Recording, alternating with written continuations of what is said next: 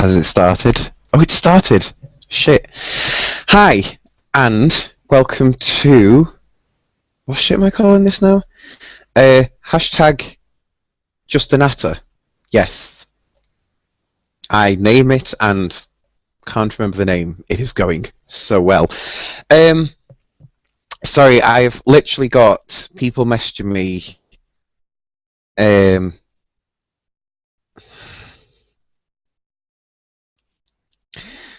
left, right, and centre, wanting to know stuff about all this. So I will briefly explain to you what I know. Bear in mind, this is like what is it now? I think this is my fourth broadcast on Google Plus. Is that a good thing? I don't think it is. But Just a Natter is really kind of different to what I've done before because we come on and we just talk. Isn't that great? So, what fun. If you want to join in, I've had a little look around and played with a couple of settings on YouTube. There should be, on one side of the screen or another, a live chat thing that should hopefully come through to me on Google+. I don't know. So, if it doesn't anyway, I've got the YouTube open so I can watch myself. Really off-putting. I've had to turn the volume down because I should also tell you that there's a huge delay on this thing as well. So if it looks like I've ignored your comment, I will come back to it at some point if you leave a comment. If you want to do the comment thing properly, there is a thing on Google Plus where you can join in, and there's groups of something, and there's a chat thing on a page somewhere in the universe that is the internet. I don't know how this shit works. I still don't. I mean, like. Okay, so the other night I went on and we did the first broadcast, which was after Channel 4 had done a documentary about these gay cures and everything like that, and it was really good. I really enjoyed doing that broadcast. And then about 5 minutes after I'd finished that, we did another broadcast, but it was an actual call. There was 3 of us all together in the call. It was really good. Went on. Oh God, no! What was it? I think my internet dropped out at about 5:30 in the morning, something like that. And yeah, that was fun. So that dropped out, and I think I literally went to bed like 5 minutes afterwards and just passed out because I was drinking the whole night. So that really was quite good fun. And then me and Ian did a live broadcast over on the Funny LaRue channel. And that was a barrel of laughs as well. And then of course it comes to doing this one, which I'm hoping goes really, really well. The first thing that really confused me about it is the first broadcast that I got to do. It popped up on the side on Google Plus with this question and answer thing, and I haven't seen that since. So if you want to ask me a question, use the group chat thing, and I will do my best to try and see your comments or anything like that. You can watch this on YouTube. And it's on Google Plus. I think they're the only places. I'm still learning this. Well, I'm not really learning because I'm not really doing anything to learn it. And then later on, we'll open it up and people can join in the call if they want to. And yeah, so share this with your friends. Do a nice thing. For once, share it now. Okay, so hi if you're watching. Let's go through a little bit of news. Oh, I should tell you, I am searching for a company that used to exist. How fun is that, right? So in the 90s, because regular watchers of my videos will know that I have this kind of obsession about like musical equipment and speakers and shit like that. So I have this thing about it, and there used to be a company during the 90s which was in the UK, and it's called C&G Audio. Had like this little logo thing, and it was kind of cool. And I kind of grew up with that company, and I think it's about 2000 and wait, it'd have been about 1998, 99. And the company got bought over by this other company, and they dropped C&G Audio from the company. and it was really, really sad. And since then, it just ceased to exist. You cannot find a single thing about this company online, even though it's quite a big company for its day back then. And yeah, so I'm trying to find out about the company because I presume that they copyrighted some of the things and all that kind of shit. So I'm trying to find out about it because I have an idea and it could be fun. So that's my little bit of news. Recently. Although I am getting referred to for some surgery as well. How good is that, right? So I went to the dentist the other day for just a normal checkup because I had a tooth extraction done about 3 months ago now, something like that. And yeah, that was a barrel of laughs. Especially when you could still feel it because the injection to numb the area hadn't worked. That was great. Yeah, so I went to the dentist. He took the tooth out and he said, right, I want to see you in 3 months, do a checkup and everything like that. So I was like, fine. When I went in, when did I go in? Was it yesterday I went in? Shit, I can't remember when it was. I think, yeah, Monday I went in. And so he sat me down and he was like, right, any problems? And I just said, like, yeah, I'm kind of not happy about, like, the goofiness of my teeth and everything like that. And he did an x-ray, which is just the most scary thing about going to the dentist for me ever, because I'm there thinking, right, x-ray machines equals fucking nuclear disaster waiting to happen. Like, they have the controls for this shit in the dentist. They have the controls out of the room, and they can't stand in the room while they're actually doing the x-ray. There's just you and this thing that you've got to bite onto. There's got to be a thing in the middle of your mouth or something.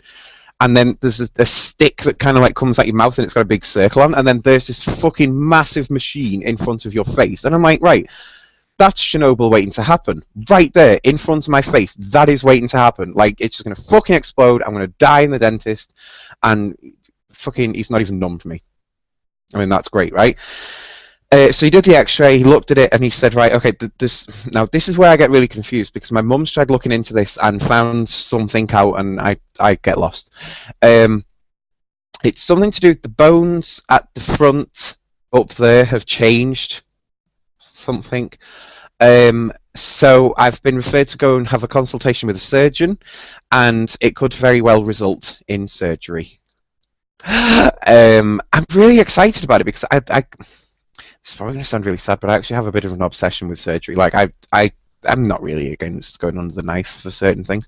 But, I mean, I did, when he said to me, like, we're going to put you forward for surgery, and I thought, right, okay, that's fine.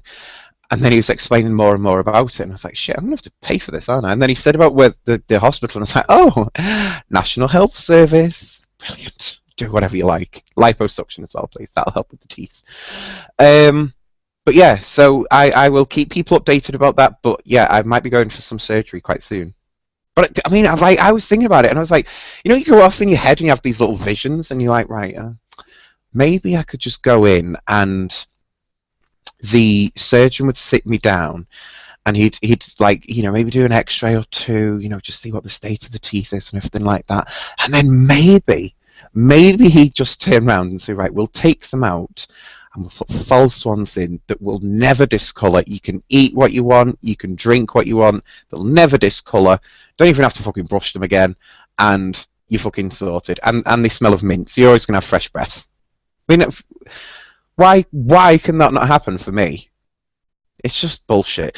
So yeah, that was one of my little things. The other one, of course, was actually thinking maybe it's a surgeon that could, just like get the Hoover and just be like, oh, fat gone. But I don't think that's going to be happening. Apparently they have different types of surgeons these days, and it's fucking complex, and I don't really pay much attention to shit. Right, okay, let's actually go through some news. There's a news story that I've picked up on Facebook not that long ago. It's kind of filtering its way through the kind of gay news circles at the moment, and it's a really interesting story because a little girl has been taken out of a Christian school after she was told that she looked too much like a boy. Yeah. So you don't really have to wonder about if crazy Christians behind this. You kind of already gather it just from the headline of the story there. So this is in Timberlake in America.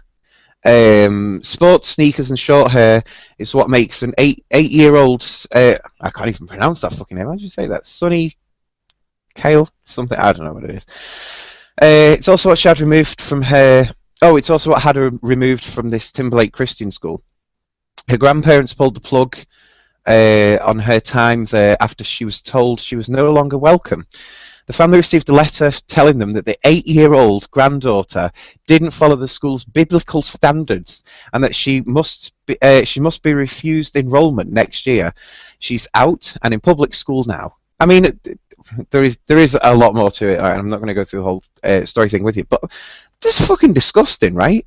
8 years old and has short hair.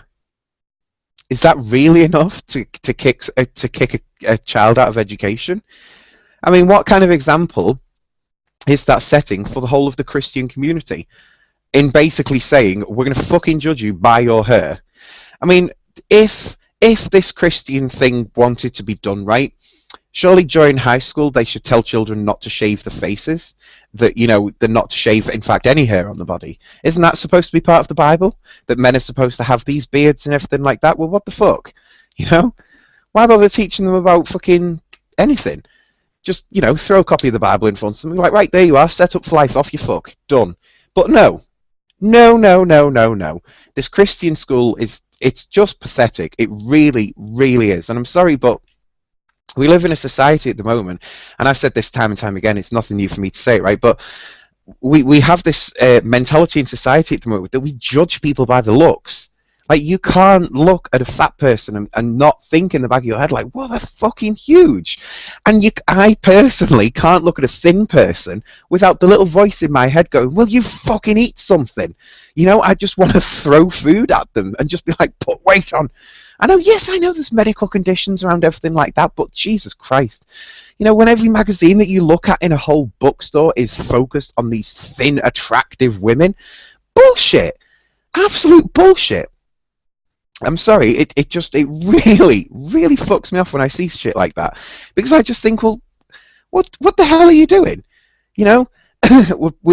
We complain about how, we shouldn't judge people by their looks and, curves are sexy and everything like that. And then a school goes and does something like this to an 8-year-old. An 8-year-old.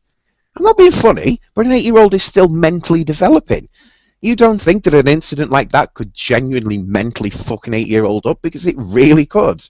And I'm sorry, but certainly not only the people in America, because I know that there will be a lot of Americans right across America that will be outraged by it. Even a lot of Christians will be pissed off by this news, right?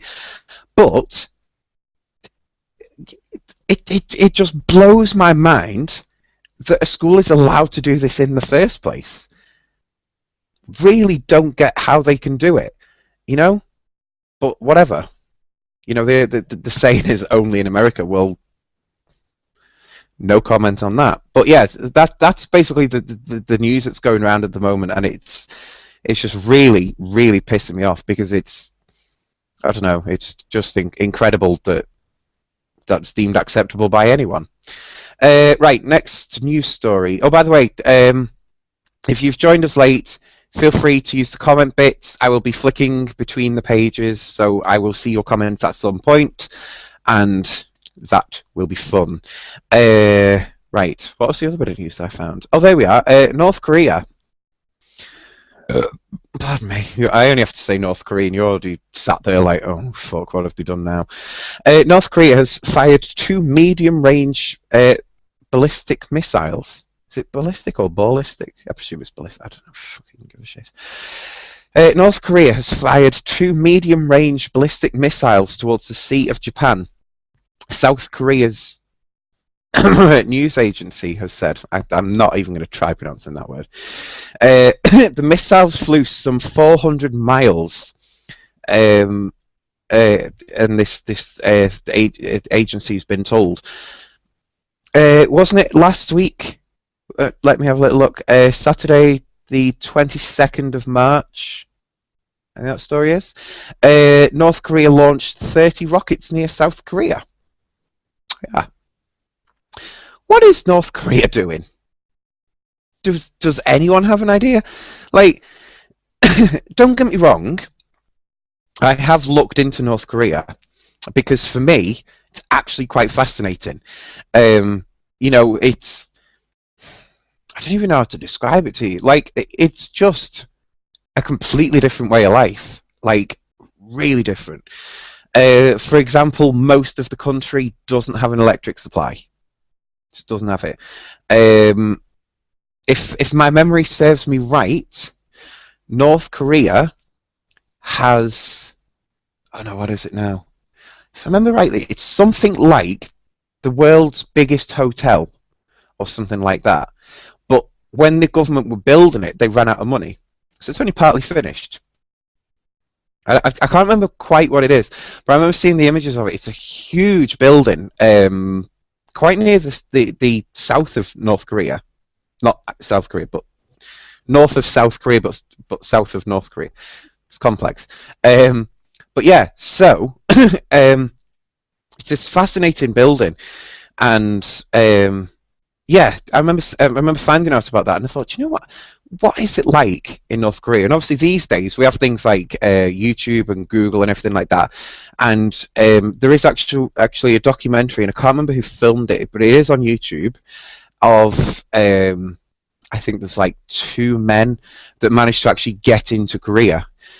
Well, North Korea, and it is so hard just to get into North Korea. You know, like I mean, I would love to go and see it personally, but I know that's never going to happen because they're kind of like they're not set against tourism as such, but there is this thing of they don't want too much tourism coming into the country, and I can kind of see why because you know they think it will kind of break up the way of life, and you know if I went in and I was like, oh, the United Kingdom's brilliant, we can do this, we can do that, the whole country's got an electric grid, we've all got an electric supply, costs a fucking fortune, but you miss that bit off, don't you? And everything like that, and then you know these people are going to start going, well, why haven't we got that, and all that kind of shit. So I can see why they're kind of not really wanting too much of the touristy shit, but it's just impossible to get into the country. Like the oh shit, what are they called? The ambassadors, not the ambassadors. What is it to call it when they have like an office of such and such country, and it's like a building in another country? What is that called? Anyone, feel free to use chat features because I really get confused. But there's that, and yeah, so that gets used. But what is sorry, I'm trying to get fucking YouTube to work. I'm a pain in the ass. Yeah, so there is what are they called? I can't remember what it is. But anyway, so these men had to fly out from America or wherever they were to I think it was Japan ish. Around there anyway. And they literally got their passports, they handed them in, everything like that, and the staff at this place just basically said, right, okay, we will try to get you in, but we can't promise anything. And then 6 o'clock in the morning, they get woken up in the hotel room and they're told, right, we are going now. Like, get your cases, we're going. And you're literally thrown on a plane, and there you go. Like, you're not any notice. It's restricted. Like, you can't take what is it you can't take? You can't take you can't take a camera unless you have one of these chaperones to follow you around and make sure you're not filming the real North Korea. You can't take in mobile phones, that kind of shit. And to be honest with you, I don't know why you would try and take a mobile phone into North Korea because I don't think they have mobile phone networks over there. But yeah, so that's a lot of fun. But I mean, the documentary goes on and it shows you like you know what the way of life is and everything like that, and how quite a bit of what you get to see in North Korea is actually staged. Like you can stay in these humongous hotels and everything like that, and you go down in the morning for breakfast, and the whole hall is set up. Every table is set up perfectly, as if they're expecting thousands of guests, but you are the only ones that they're actually expecting. Just crazy shit like that, but that's how North Korea actually is, and it's just fascinating. And then of course I look at like Western media, and how they portray North Korea. And I never quite fully trust them when they say North Korea is going to nuke America, North Korea is going to nuke wherever. Because I always just think, well, some of the things that I've seen in the news are dead set against North Korea. And it's basically kind of trying to get your opinion to be North Korea is bad, they need to change their way of life, you live in the perfect place. And it's not like that at all. You know, North Korea has its own culture, which is probably why I find it so fascinating, because I just want to go and experience it for a little bit. Um, and personally, I don't think that the way of life in the West is actually perfect. I think we've got a lot of faults, but we don't sort shit out because we're like, oh, it's a democracy. We will vote for stuff, and you never get to vote for much. But yeah, so North Korea apparently has fired off these rockety thingies, and now one of them allegedly has gone over to Japan. Why they're targeting Japan? Not really too sure. I mean, these things have gone into the sea anyway, so it could well just be a test of long range, I presume. I don't know. Um, that's quite bad though, isn't it? Because like we've had the airplane go missing, and now we know that North Korea's been firing shit over this. Not saying anything. Okay, so yeah, I probably should address that at some point anyway. But it was really, really, really sad the other day to see that the whole speech on the missing airplane, and they're basically saying, you know what, we've come to a point, and everyone is dead on it, and yeah, I mean, it was expected. You'd be really naive if you thought that you're going to find survivors now, because yeah, I personally don't think you're going to find anyone alive after, what is it, is it 15 or 20 days it has been missing, something like that. And yeah, if you think someone can survive bobbing along in the sea for that amount of time, it's no. And I must tell you, because this is like kind of sickening but hilarious at the same time. And so last night I'd gone to see my nan, who is 70 something. Is that really bad? I can't remember how old she is. I think she was born in 1921. So she's old. Um, I'm rubbish with ages. I really am bad. So, yeah, so we were watching the news, and obviously it came on, and they showed the speech of this fella. Can't remember his name either. And he said, you know, we have to reach a point and everything like that. And when I started talking about it, and she turned around to me at one point and she said, well, what's happened to it then? I said, it has just gone under the sea. I'm like, well, yeah. Like, whether it's hit the sea and, you know, kind of the plane has just disintegrated and everything, and, you know, sunk, and that's probably why we're finding a little bit of debris on the top. Could be an option, I don't know. If, depending on the angles and everything like that, it could have literally just nosedived and gone under the water straight away. My nana innocently turned around and said, well, what about the people on board? What's happened to them? Like, would they not just float to the top? It's a really awkward moment when you have to explain it to you. It's like, no, they've probably been eaten. You're probably never going to find them bodies again. They've gone. They were fish food. But yeah, anyway, so back to the story. And yeah, it was really, really sad. But I'm so glad that someone else said it on Twitter, who, yeah, he follows me, but I haven't tweeted it in a couple of days. And he actually said, you know, about these submarines and these boats that we have. And they have this equipment on the kind of underneath of them that can basically, through like sonar and, I don't know, Bluetooth, whatever it is, but they can basically scan what is under the boat for like so many miles below or something like that. If I remember rightly, it's how they scan the Titanic, the actual shipwreck of it. They can do a scan every now and then to make sure like what its movement is and all that kind of shit. So yeah, I know that the technology is there, and it's something that I have said before, that, you know, why aren't we using this technology? But yeah, I don't get why we're not using that. So he said about it, and I was like, do you know what, you're fucking onto something. Is that my idea as well? And it is quite encouraging to also see that they're not giving up on the search just yet. You know, that they are leaving it a little bit to kind of see if anything can be recovered. Like, I know that the UK sent stuff over. I think did we send a ship or a submarine? We sent something over. Um, I think Australia sent stuff. America sent stuff. There was a list online of all these countries and what they've actually sent over, and it's really interesting to read. Um, and they're all joining in the search and everything like that. Now, to me, it is questionable now as to how long they will actually carry on looking for, because there is going to have to be a point in the future where other countries start pulling out and just going, do you know what? It is lost at sea. We're not going to find it. The search area, like the search area is huge. If we're to believe that this plane has gone completely off course, like near enough back on itself, with these signal things turned off, something, and its last known thing is like is it southwest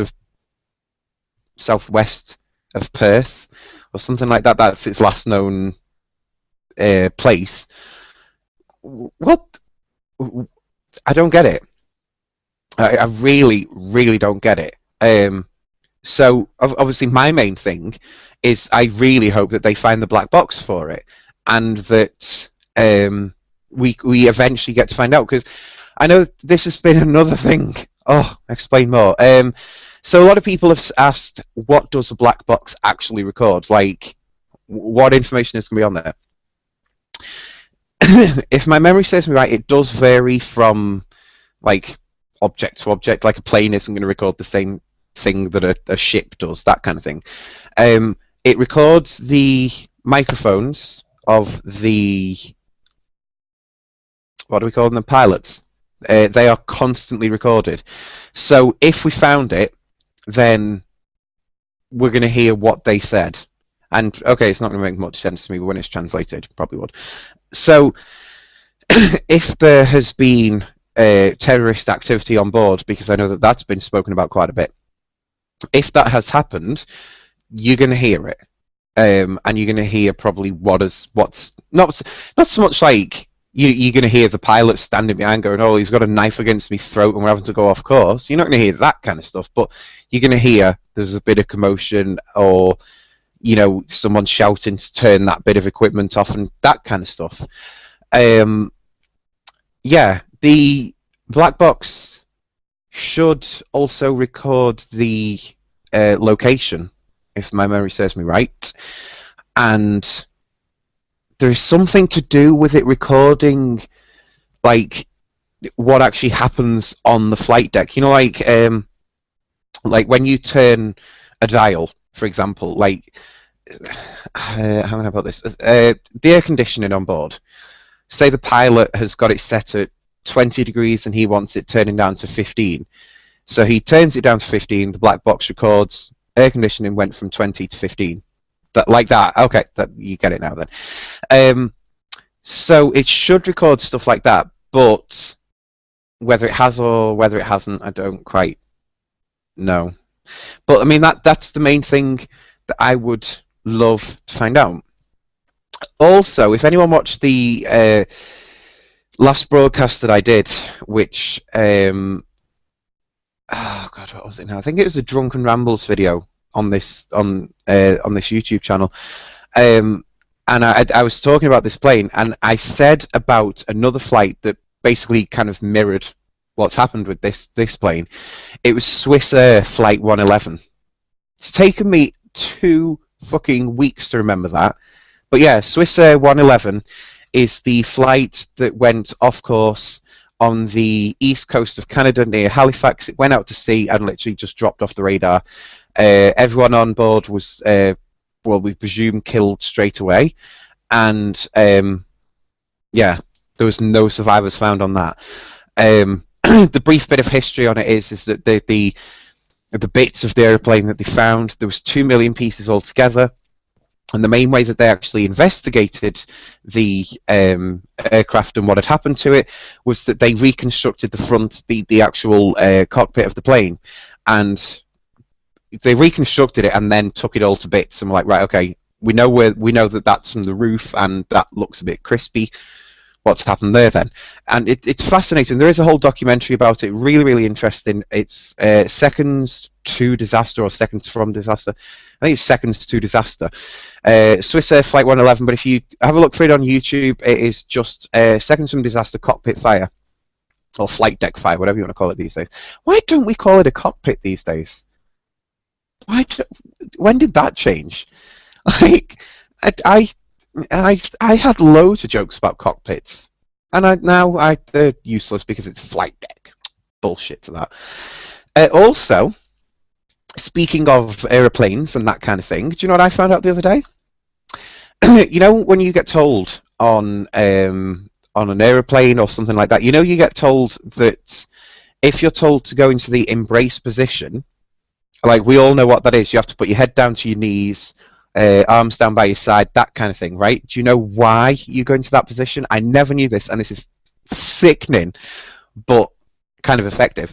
The embrace position, from what I found out, is that you lean forward, and when the plane or whatever it is that you're on, when that crashes, if you go flying forward into the seats in front of you, you break your neck, killed straight away. Isn't that disturbing? Am I the only one that found that disturbing? I mean, I found it fascinating as well, but I found it really quite disturbing. Let me just see who these messages are. It's probably different now.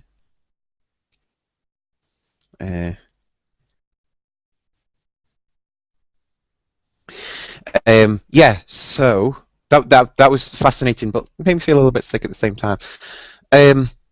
And I remember finding out about that not long after I'd watched another documentary about another plane disaster, right? And it's kind of like I've got an obsession, but I really haven't. And that was, oh God, what was that? That was British Midlands flight, is it 93? Not the year, the actual flight number. I think it's British Midlands flight 93. And it had an anniversary a couple of months ago.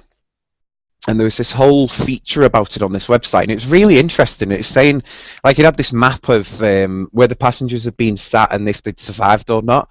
And there's quite a few survivors of it. But what was really interesting about this aeroplane crash was that the airport that they were diverted to, the end of the runway, if that's the end of the runway there is basically a motorway that runs like here, and there's a couple of trees. Like, it is really close. I think it's the M1, if memory serves me right. And this plane, as it's coming down and down and down and down and down, literally managed to land here, like in between the motorway and the airport. And it was fascinating. And I watched another Seconds from Disaster about it. That's how I actually found the Seconds from Disaster. Really interesting. But yeah, so I watched that, and that was really interesting. And then I found out this cockpit fire, I think the Swiss Air 111. That was really interesting. But yeah, it was reading about the embrace position. I thought, well, why is the embrace position like that? And I remember asking a couple of people, and one of them just turned around and said it's to break your neck. Like, if you go flying into a wall or something like that, if you've got your head down already, as soon as impact is, your head just gets pushed right into you, breaks your neck. So I was like, whoa, great, nice one. Probably would go wrong with me, and I would probably end up in a wheelchair for the rest of my life, but that's besides the point here. Right, okie doke. Has there been any other comments? Don't forget, if you are joining in, then feel free to say hi. Oh, hi, Sean. I didn't know you were watching. That's on YouTube. Yeah, so on YouTube there is a comment thing. It should be on one side or the other of what is happening. Or if you want to join in on Google+, then feel free to say hi on Google+ as well. because it saves me having to flick between the two, and it's really, really good. Okay, other news things that have been happening recently. Obviously, dare I mention Russia? Really, there is so much going on with Russia. Like there is loads going on with Russia at the moment. Um, where to begin? Okay, one thing that I saw the other day and it really confused me with Russia was that what was it now? Russia has imposed sanctions on like these political figures in Canada. Canada, yeah, of all places. I mean, what did President Putin and his fucking government just spin a globe and wherever it stopped, that's where they're going to fucking sanction the people? What? What the fuck? You know, if they're going to put sanctions on anyone, do it to the American fucking government because they're the one that's actually saying we're going to fucking come over there and we're going to blow you up. As well, I mean, as America normally does with these things, right? But what the fuck, Canada? I really didn't get it.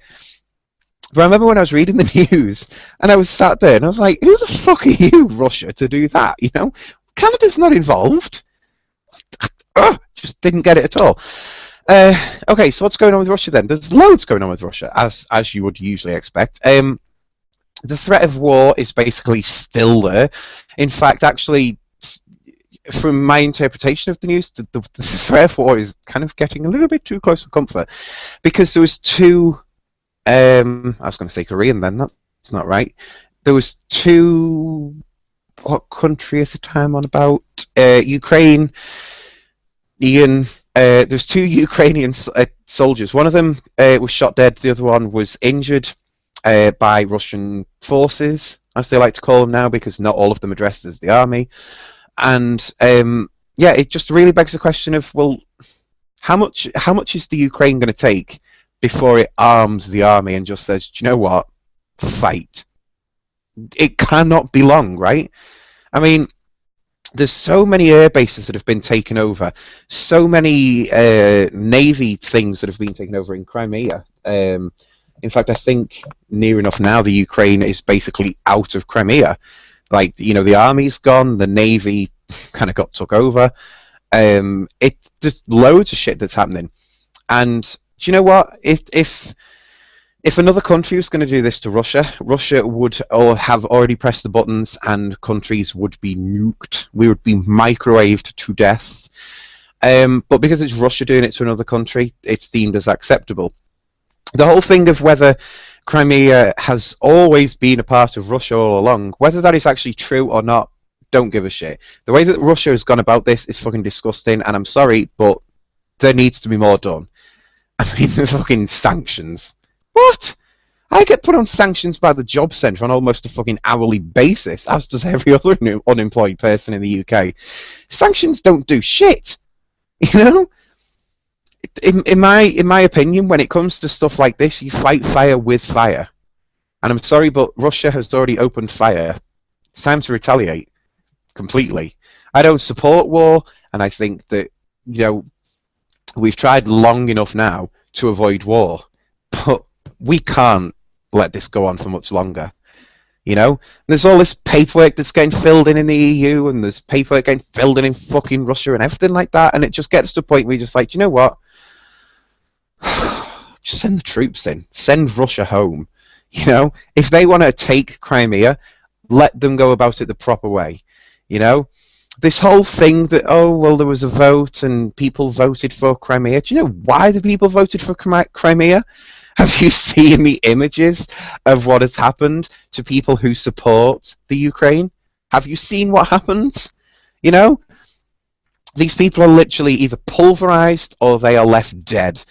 There's no fucking around with these Russian forces.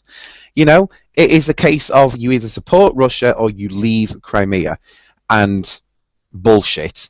I'm sorry, it shouldn't be like that. This whole vote thing is a farce. It wasn't a fair vote because you were told either vote for Russia and, you know, a Russian Crimea, or leave the country, or we're just going to kill you. What to vote for there? I mean, personally, taxi for one, please. But I would have gone. Um, so yeah, I don't believe that they had a fair vote, and I don't think it should count. And I personally, um, hang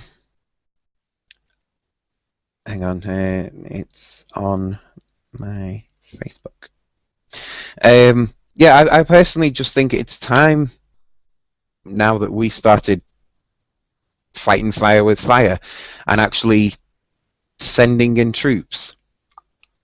You know, I would genuinely hate for there to be like another Cold War or even a fucking World War if it led to it. I would hate for that to happen. But how are you going to win against Russia? And the main problem of it all is Russia has near enough successfully taken Crimea. Well, what's going to stop Russia taking other countries now? Because I'm not being funny, but from my point of view with this, it just seems that like the Ukrainian government literally bent over to Russia and said, you know what, you put your fist up there as much as you want and we'll fucking scream with delight. You know, you want our Navy ships? Have them. We didn't pay much for them anyway. You just take them. You know, it's fine. Oh, you want the army bases? Well, yeah, you know, just move your stuff in. We'll move our army out. They're good lads. Fucking bullshit. So, yeah, that really does bug me. How easily they've got it, but that's the whole point. They've got it. And if the Ukraine wants it back, they know that they've got the backing of the US. They know that they've got the backing of the UK. They know they've got the fucking backing of the rest of Europe. Time's time. Just saying. So there you go. If there's anything that you would like to talk about in this, and you want to comment on anything like that, then feel free just to give a comment, drop a little message, say hi, all that kind of bollocks. And yes, it is all good fun. It's probably easier for me because I can actually read the things better if you're on Google Plus. But I still have got the page open on YouTube, and I now have 18 minutes of broadcasting left. Isn't that great? Also, if you would like to join in with this, again, feel free to use the chat feature to do it. But this thing is what I'm calling just a natter. And the idea behind it is that basically it's going to be a live broadcast once a week, and literally like this has been. Just the debate is thrown wide open, just go through the news, have a good talk. You know, we've got the live chat features both on YouTube and on Google Plus and everything like that. But these things kind of work a little bit better when it's done on a regular schedule type thing. So leave a comment below. The best nights for me are going to be midweek. Not gonna lie, because literally most nights during the week I don't have anything to do. Let's see. Probably Tuesday nights are going to be the best for me. What suits you? If you're watching this later on YouTube, because this whole live thing is being broadcast on YouTube, it is also recorded and will be live on YouTube later on. But if you're watching it live on YouTube, feel free to leave a comment as well and just say, I think night would be the best, and we'll just see what happens. Because I do quite enjoy this. And obviously one of the things that we can do with the live broadcast as well is if you have a webcam and a microphone, you can join in and we can get other people in, like actually on the screen, and we can, you know, just throw the gate open and really talk about topics. And, you know, I do know some really, really interesting people, like really interesting people, and I'd absolutely love knowing people that have got like opinions on shit and they're not afraid to voice their own opinions. There was one of them, I don't know if he's watching, but there was a guy that, if you saw it, was it last week, Ben, he's a really incredible musician, like really good, and he's one of them people, like if he's got an opinion on something, he will probably voice his opinion if, you know, people are talking about that topic. But if he knows something, he will explain it to you, and he's just absolutely fascinating. And he's the one that actually started me on on a huge kind of learning curve about 9/11.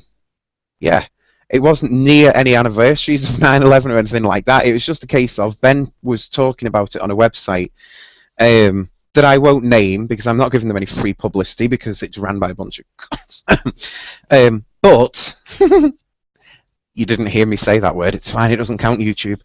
Um, but yeah, so he was talking about 9/11 on this website, and it's really, really interesting, and it really got me thinking. So I started looking into it, and lo and behold, it completely changed my opinion on 9/11. Which, if you want to ask me about my opinion on 9/11, I might well have to save it until the next video because it's a long and complicated story. Um, it's been called a conspiracy theory so many times, but when you actually look into the kind of like scientific reasons behind the things that happened on 9/11, it would probably change your mind. It's really, really interesting. In fact, maybe even one week we could try and get Ben on, um, and see if he would take part in it. That would be really interesting. So we shall see. I might send him a message actually and just um, see what he's up to because he's in in America. Because I totally remember what state it is, and yes, so there is like a big time difference. So obviously, it's trying to figure out like when we're both free and online and everything like that. Um, yeah. Um, oh, that is a really interesting news story actually. There is tomorrow. Anyone who's in the UK, you might have heard of this, but there's a teacher strike tomorrow in the UK. Not too sure if it's affecting every single school. It probably isn't affecting every school. Um, but yeah, this particular news story is just saying that teacher Tom Hayes is head of special needs at a mainstream secondary school in East Sussex, which is near London.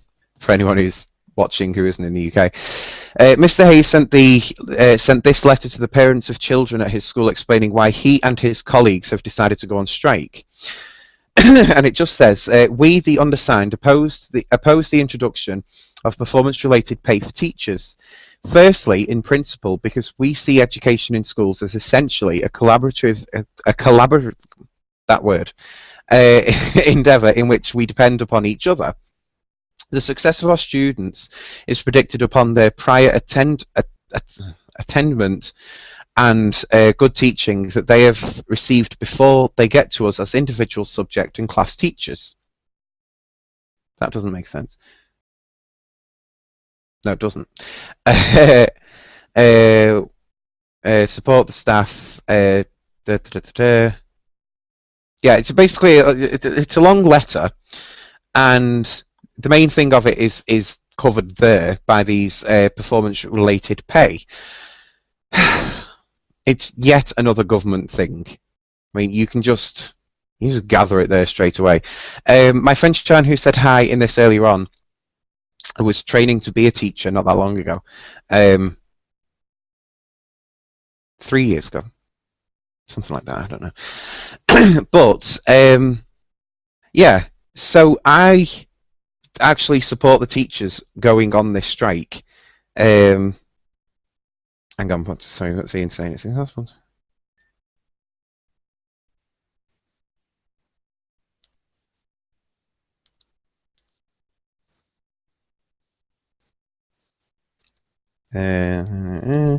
Sorry, I'm messaging my friend Ian.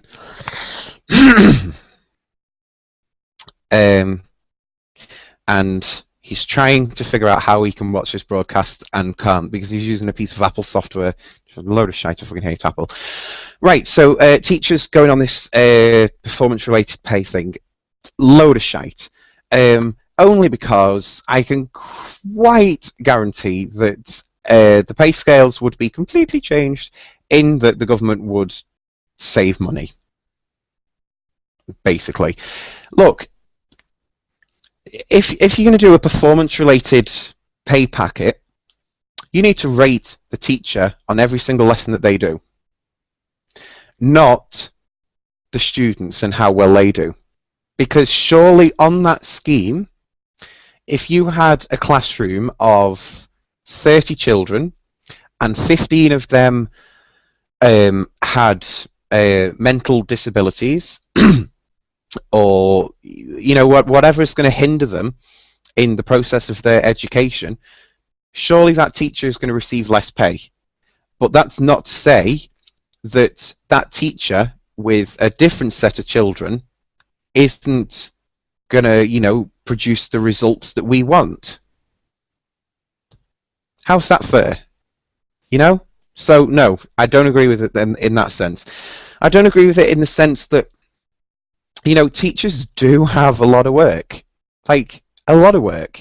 Not only, and I only know this because my friend she did a year at uni, like training to do this, and then sacked it all off for health reasons and vodka. But there's things like planning the lesson. Like each lesson has got to be planned. It's not just a case of a teacher turns up and goes, "This is what we're going to do about today," because they have to know where they're up to. They have, and I can say this for America as well, but there is loads of criteria that has to be met.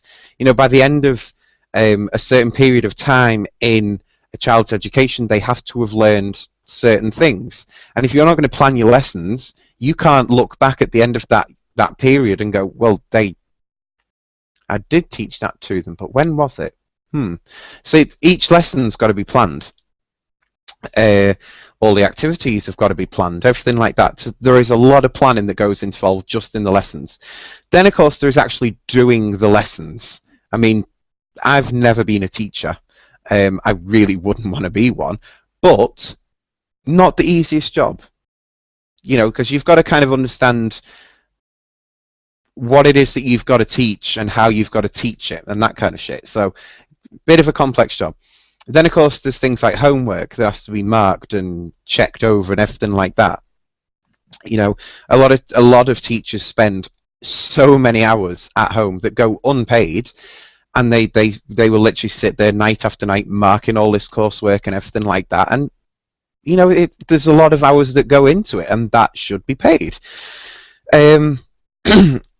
Other things that go into teaching. How many teacher training things are there these days? It's something that I mentioned in a video I did about bullying not too long ago, because my point on it was, in that video especially, was that a teacher goes into a classroom to teach. They shouldn't have to go into the classroom to deal with bullying. Bullying generates from the home and everything like that, and it is a really interesting video. You should totally watch it. But it's like teachers go on these loads of training courses because the curriculum, both in the USA and the UK and everything like that, the curriculum is constantly getting changed. Well, not constantly. It's not like an hourly thing, but there is always updates to it, and the teachers have got to find out about it. They've then got to learn what to do, and there's just loads that go into teaching. And I mean, even to begin with, teachers aren't on the best pay packets in the world, considering the amount of stress that is associated with doing the job.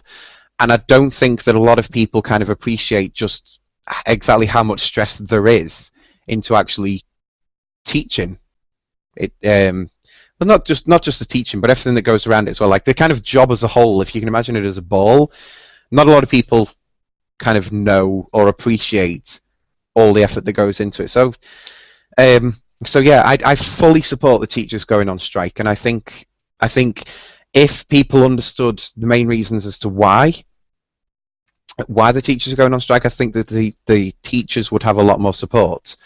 It's one day, so you can't really object and say, well, my child is losing education. It's one fucking day. You know, it's coming down to Easter as well. When it came down to Easter, in the schools that I went to as a kid, we were decorating eggs. You don't think I can do that at home? I mean, okay, yeah, it's going to cause a couple of problems because, yes, you're going to have to find babysitters because, sometimes both parents work during the day when the kids are at school and all that kind of stuff. So, yeah, it could cause a couple of problems like that. But the principle of it is you're probably going to get happier teachers in the end that are getting fairer pay for the work that they do. And, yeah, that's basically it. Um, um, if I can show you this, because I am finishing in a minute. Right, this is Ian, who you people should know from the Bev and Ian videos. You probably can't see it. Let me just adjust the camera so you guys can get to read this. This is him on WhatsApp. This is what he sent to me. Oh, hold it right. Now that's showing backwards to me. I don't know if that's showing the right way on YouTube or anything. But Ian has said, oh god, that's nasty, isn't it? Ian has said that basically he's gutted he couldn't watch this broadcast because he wanted me to do a shout out for him. So shout out for Ian. Oh, that did turn out the right way. Nice one. That's probably why I should have this open on YouTube when I'm actually broadcasting. Yeah, so shout out to Ian. So yeah, there we go. And that's the teachers' strike kind of explained. And I hope that some of you guys that are watching, I hope that you guys support it as well. It's not the most dramatic action. It's only for a day, and hopefully it will kind of gain some improvement. The other thing I should also mention, while we're on about pay and people being paid off the government, I should also mention about the workers in the National Health Service, whom you might be really surprised to learn I am actually fully supportive of them taking strike action as well. Let me just adjust the camera so I can be seen clearly. Is that better? Do I look sexy? I'm not sexy right now. Yeah, so basically, the majority of workers in the National Health Service for the past 3 or 4 years have had a pay freeze put on them. Now, if you think about it, kind of the way of life 4 years ago was a little bit cheaper than it is today. So, I mean, we've had so many increases in the cost of living as it is. These people have not had a pay increase. And let's face it, for your average worker in the NHS, the pay packet is not enormous to start with anyway. The time has come now for the government, because the pay freeze deal has ended.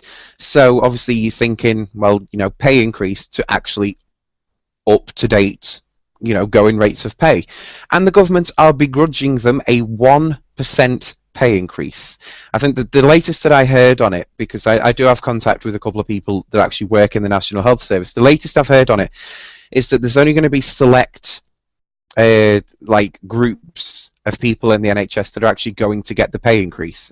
It's something to do with the banding of pay, and if you're at the top of the band, you're not going to get a pay increase, but if you're in the middle of the banding, then you're going to get a pay increase. So it's really complex how they're doing it.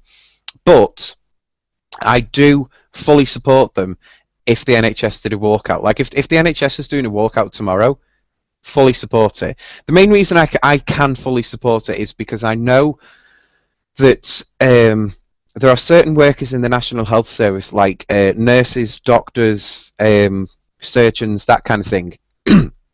And this is really good, because they're getting the shitty end of the stick as well. But a lot of them wouldn't be able to join in strike action because emergency treatments are always kept open, even during strike action. Um, because you can't just walk out halfway through a surgery on someone. Least of all if it's me. You can't just walk out halfway through a surgery because you're getting a shit pay packet. You can't close accident and emergency rooms because you're getting a shit pay packet. Like, the emergency side of the NHS is still kept open. Like, it still offers care. But the kind of off-shift workers and that kind of thing, they can still go out on strike, and I fully support it, because I'm not being funny, but after 4 years, a 1% pay increase is shit. That's like really shit. That's actually more insulting than it would be to get no pay increase at all. Like 1%. And what was the other thing with the 1%? Oh yeah, it's not going to count towards the pension either. It's non-pensionable. Yeah, you figure that out. So yeah, there is a lot to be sorted out in the NHS.